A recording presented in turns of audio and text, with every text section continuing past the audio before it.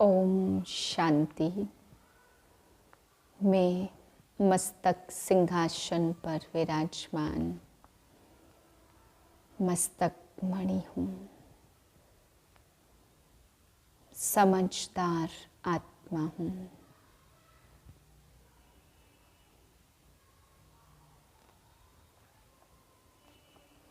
दो 2024 के महावाक्य हैं।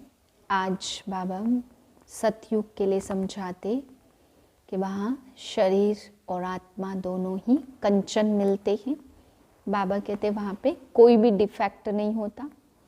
यहाँ पे कैसे भी हो सबको तुम ये ज्ञान समझा सकते हो।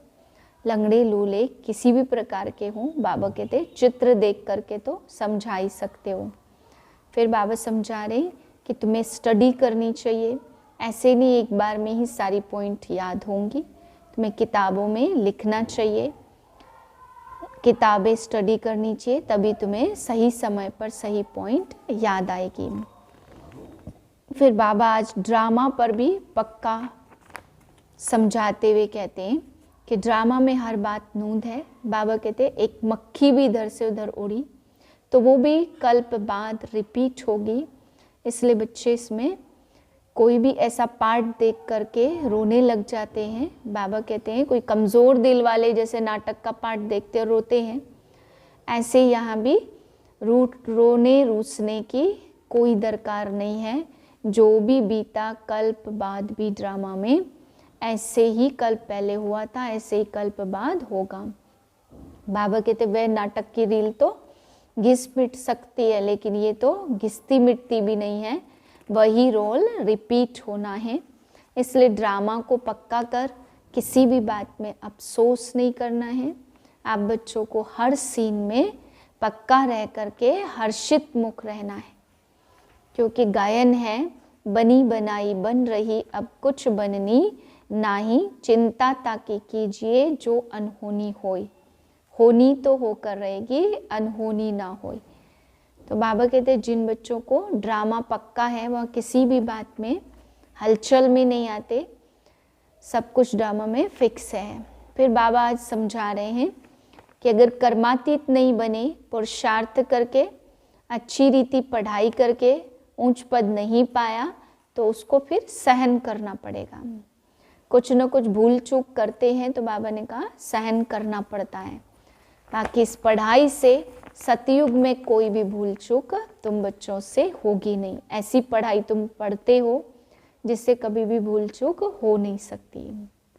मीठे बच्चे, ऊंच पद पाने के लिए बाप तुम्हें जो पढ़ाते हैं उससे ज्यों का त्यों धारण करो।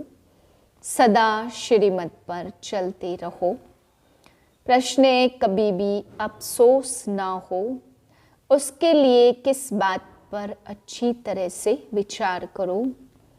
उत्तर है हर एक आत्मा जो पार्ट बजा रही है वह ड्रामा में एक्यूरेट नूंधा हुआ है। यह अनादि और अविनाशी ड्रामा है। इस बात पर विचार करो तो कभी भी अफसोस नहीं हो सकता। अफसोस उन्हें होता जो ड्रामा के आदि मध्य अंत को रियलाइज नहीं करते हैं। तुम बच्चों को इस ड्रामा को ज्यों का त्यों साक्षी होकर देखना है। इसमें रोने रूसने की कोई बात नहीं है। ओम शांति। रूहानी बाप रूहानी बच्चों को बैठ समझाते कि आत्मा कितनी छोटी है, बहुत छोटी है, और छोटी सी आत्मा से शरीर कितना बड़ा देखने में आता है। छोटी आत्मा अलग हो जाती है तो फिर कुछ भी देख नहीं सकती। आत्मा के ऊपर विचार किया जाता इतनी छोटी बिंदी क्या क्या काम करती है। मैग्नीफाई ग्लास होते हैं, उनसे छोटे छोटे हीरों को देखा जाता है। कोई दाग आदि तो नहीं है, तो आत्मा भी कितनी छोटी है। कैसे मैग्नीफाई ग्लास है जिससे देखते हो, रहती कहाँ है, क्या कनेक्शन है। इन आँखों से कितना बड़ा धरती आसमान देखने में आता है। बिंदी निकल जाने से कुछ भी रहता नहीं। और जैसे बिंदी बाप वैसे बिंदी आत्मा।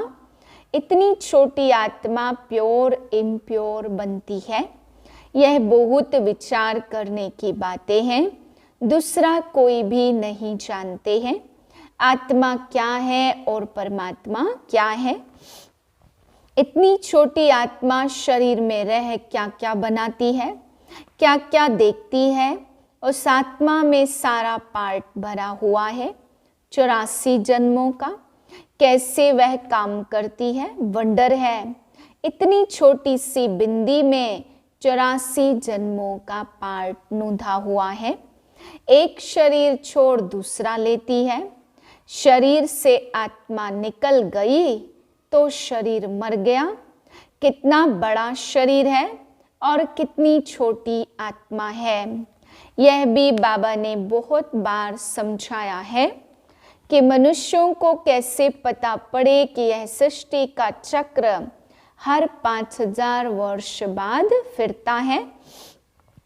फलाना मरा यह कोई नई बात नहीं है। उनकी आत्मा ने यह शरीर छोड़ दूसरा लिया। 5000 वर्ष पहले भी इस नाम रूप को इसी समय छोड़ा था। आत्मा जानती है हम एक शरीर छोड़ दूसरे में प्रवेश करती हूँ। अभी तुम शिव जयंती मनाते हो, दिखाते हो 5000 वर्ष पहले भी शिव जयंती मनाई थी। हर 5000 वर्ष बाद शिव जयंती जो हीरे तुल्य है वह मनाते ही आते हैं। यह सही बातें हैं। विचार सागर मंथन करना होता है जो औरों को समझा सके। यह त्योहार होते हैं। तुम कहेंगे नई बात नहीं है, हिस्ट्री रिपीट होती है। जो फिर 5000 वर्ष बाद जो भी पाठधारी हैं वह अपना शरीर लेते हैं। एक नाम रूप देश काल छोड़ दूसरा लेते हैं। इस पर विचार सागर मंथन कर ऐसा लिखे जो मनुष्य वंडर खाए। बच्चों से हम पूछते हैं ना, आगे कब मिले हो। इतनी छोटी आत्मा से ही पूछना होता है, तुम इस नाम रूप में आगे कब मिले थे। आत्मा ने सुना तो बहुत कहते, हाँ बाबा आपसे कल्प पहले भी मिले थे। सारा ड्रामा का पार्ट बुद्धि में है। वह होते हैं हद के ड्रामा के एक्टर्स और यह होते हैं बेहद का ड्रामा। यह ड्रामा बड़ा एक्यूरेट है, इसमें जरा भी फर्क नहीं पड़ सकता। वह बाइस्कोप होते हद के, मशीन पर चलते हैं। 2-4 रोल भी हो सकते हैं जो फिरते हैं। यह तो अनादि अविनाशी एक ही बेहद का ड्रामा है। इसमें कितनी छोटी आत्मा पार्ट बजाए फिर दूसरा बजाती है। 84 जन्मों का कितना बड़ा फिल्म रोल होगा। यह कुदरत है, कोई की बुद्धि में बैठेगा। है तो रिकॉर्ड मिसल परंतु बड़ा वंडरफुल है। 84 लाख तो हो न सके। 84 का ही चक्र है। इनकी पहचान कैसे दी जाए। अखबार वालों को भी समझाओ तो डालेंगे, मैगजीन में भी घड़ी घड़ी डाल सकते हैं। हम इस संगम के समय की ही बातें करते हैं। सतयुग में तो यह बातें होंगी ही नहीं, ना कलयुग में होंगी। जानवर आदि जो भी कुछ है सबके लिए कहेंगे फिर 5000 वर्ष के बाद देखेंगे। फर्क नहीं पड़ सकता, ड्रामा में सारी नूंद है। सतयुग में जानवर भी बहुत खूबसूरत होंगे। यह सारी वर्ल्ड की हिस्ट्री ज्योग्राफी रिपीट होगी। जैसे ड्रामा की शूटिंग होती है, मक्खी उड़ी वह भी निकल गई तो फिर रिपीट होगी। अब इन छोटी छोटी बातों का ख्याल तो नहीं करेंगे। पहले तो बाप खुद कहते हैं, हम कल्प कल्प संगम युगे इस भाग्यशाली रथ पर आता हूँ। आत्मा ने कहा, कैसे इनमें आते हैं? इतनी छोटी सी बिंदी है, उनको फिर ज्ञान का सागर कहा जाता। यह बातें तुम बच्चों में भी जो समझो हैं वह समझ सकते हैं। हर 5000 वर्ष के बाद मैं आता हूँ। कितनी यह वैल्यूबल पढ़ाई है। बाप के पास ही एक्यूरेट नॉलेज है जो बच्चों को देते हैं। तुम्हारे से कोई पूछे, तुम झट कहेंगे सतयुग की आयु 1250 वर्ष की है। एक एक जन्म की आयु 150 वर्ष होती। कितना पार्ट बजता है, बुद्धि में सारा चक्र फिरता है। हम 84 जन्म लेते हैं। सारी सृष्टि ऐसे चक्र में फिरती रहती है। यह अनादि अविनाशी बना बनाया ड्रामा है। इसमें नई एडिशन तो हो नहीं सकती। गायन भी है, चिंता ताकि कीजिए जो अनहोनी होए। जो कुछ होता है ड्रामा में नूंद है, साक्षी होकर के देखना पड़ता। उस नाटक में कोई ऐसा पार्ट होता जो कमजोर दिल वाले होते तो वह रोने लग पड़ते हैं। है तो नाटक ना, यह रियल है। इसमें हर आत्मा अपना पार्ट बजाती है। ड्रामा कभी बंद नहीं होता। इसमें रोने रूसने की कोई बात नहीं है। कोई भी नई बात थोड़ी है। अफसोस उनको होता जो ड्रामा के आदि मध्य अंत को रियलाइज नहीं करते। यह भी तुम जानते हो, इस समय जो हम इस ज्ञान से पद पाते हैं, चक्र लगाकर फिर हम वही बनेंगे। यह बड़ी आश्चर्यवत विचार सागर मंथन करने की बातें हैं। कोई भी मनुष्य इन बातों को नहीं जानते। ऋषि मुनि भी कहते थे, हम रचता और रचना को नहीं जानते। उनको क्या पता रचता इतनी छोटी बिंदी है।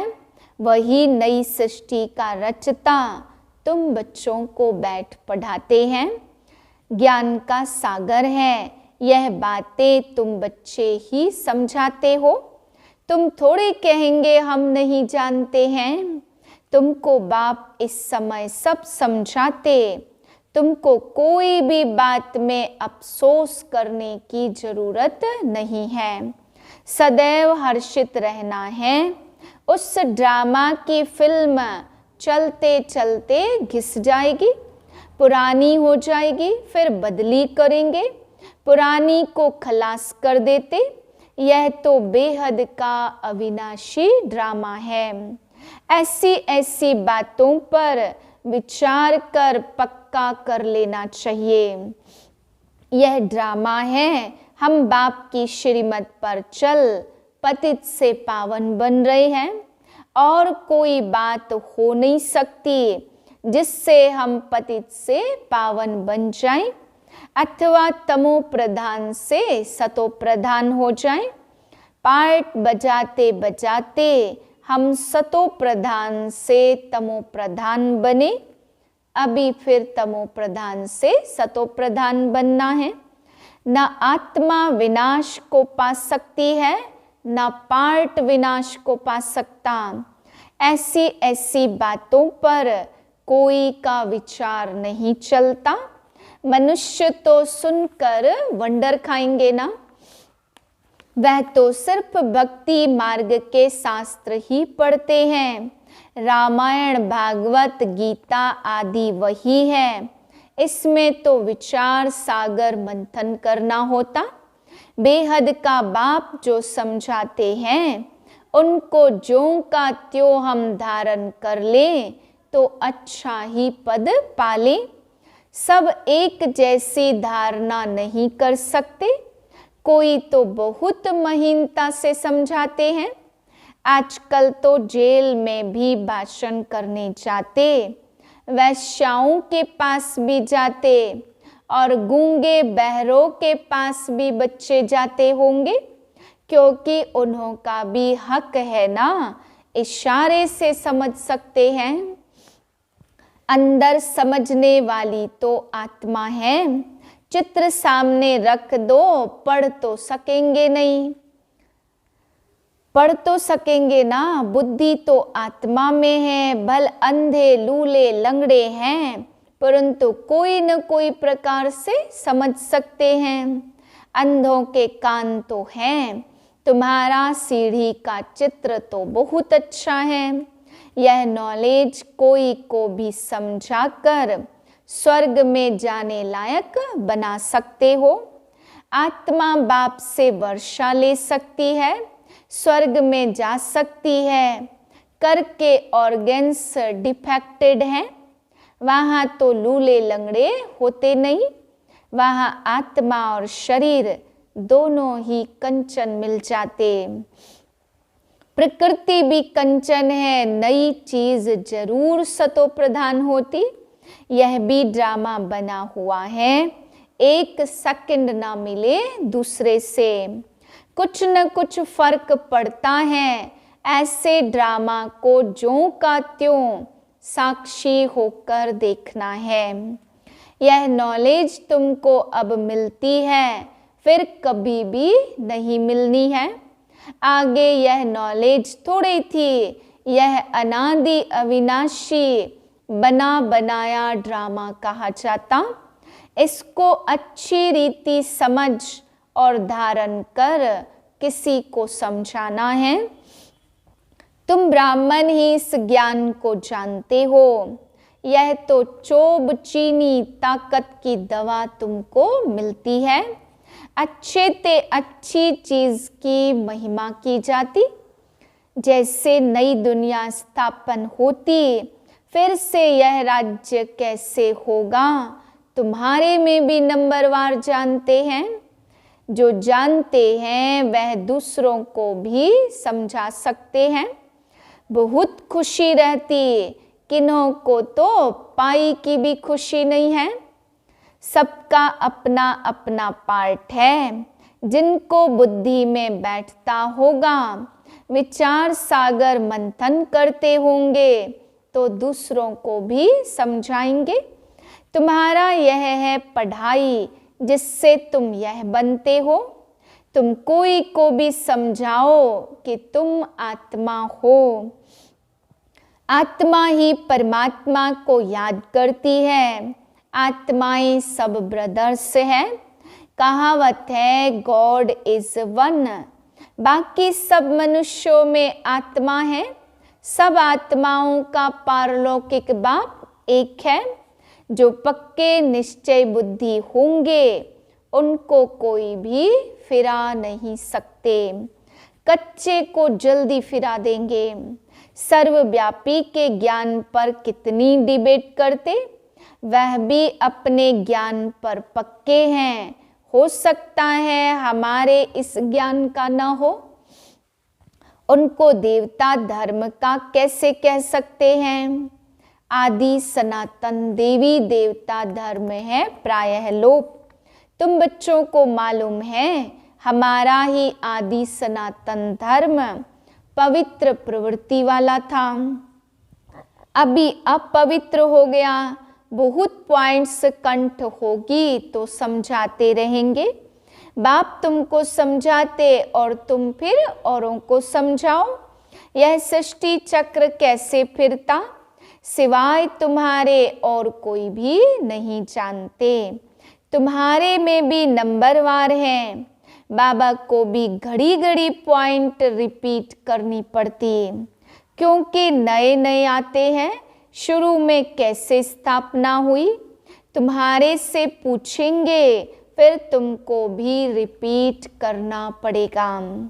तुम बहुत बिजी रहेंगे, चित्रों पर भी तुम समझा सकते हो। परंतु ज्ञान की धारणा सबको एक रस तो हो नहीं सकती। इसमें ज्ञान चाहिए, याद चाहिए, धारणा बड़ी अच्छी चाहिए। सतो प्रधान बनने के लिए बाप को याद तो जरूर करना है। कई बच्चे तो अपने धंधे में फंसे रहते हैं, कुछ भी पुरुषार्थ नहीं करते। यह भी ड्रामा में नूंद है। कल्प पहले जिसने जितना पुरुषार्थ किया है उतना ही करेंगे। पिछाड़ी में तुमको एकदम भाई भाई होकर रहना है। नंगे आए हैं, नंगे जाना है। ऐसा न हो पिछाड़ी में कोई याद आ जाए। अभी तो कोई वापस जा न सके। जब तक विनाश न हो स्वर्ग में कैसे जा सकेंगे। जरूर या तो सूक्ष्म वतन में जाएंगे या यहाँ ही जन्म लेंगे। बाकी जो कमी रही होगी उनका पुरुषार्थ करेंगे। वह भी बड़े हो तब समझ सके। ऐसे नहीं लिखने से सब याद हो सकता। तुम्हारी एक रस अवस्था तो पिछाड़ी में होगी। लाइब्रेरीज आदि में इतनी किताबें रहती हैं। डॉक्टर, वकील लोग बहुत किताबें रखते, स्टडी करते रहते। वह मनुष्य के वकील बनते। तुम आत्माएं आत्माओं की वकील बनती। आत्माएं आत्माओं को पढ़ाती। इस रूहानी पढ़ाई से 21 जन्म कभी भूल चूक नहीं होगी। माया के राज्य में बहुत भूल चूक होती रहती है, जिस कारण से सहन करना पड़ता।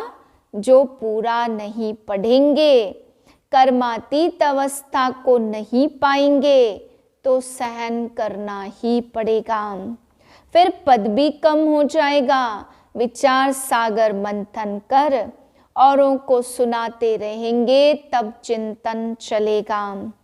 बच्चे जानते हैं कल्प पहले भी ऐसे ही बाप आया था। शिव जयंती मनाई है। कोई लखपति भी होते, कोई कखपति भी होते, अर्थात थोड़े पैसे वाले भी होते। तो जिसके पास जितने ज्ञान रत्न होंगे उतनी खुशी भी होगी।